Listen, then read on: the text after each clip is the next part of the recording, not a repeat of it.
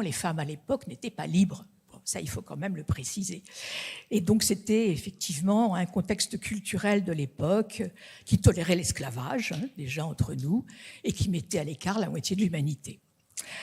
Mais en traversant la Manche, la franc-maçonnerie est tombée dans un tout autre terreau, parce qu'en France, précisément, les femmes de l'aristocratie ou de la haute bourgeoisie se considéraient comme les égales des hommes, et elles tenaient des salons qui réunissaient les philosophes et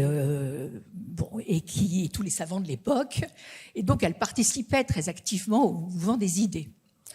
C'est ainsi qu'elles se sont tout naturellement associées à la franc-maçonnerie naissante, ou qu'elles ont été associées à la franc-maçonnerie naissante en France, et que se sont créées ce qu'on a appelé les loges d'adoption.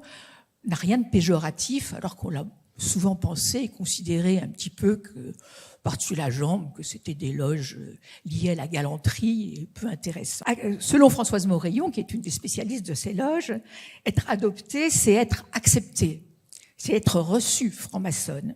Cela signifie aussi que les femmes elles-mêmes adoptent la méthode maçonnique, avec l'accord des hommes, bien sûr, puisque les plateaux à l'époque étaient doublés, hommes et femmes. Effectivement, c'était peut-être encore une sorte de tutelle, mais c'était déjà quand même un fort progrès pour les femmes.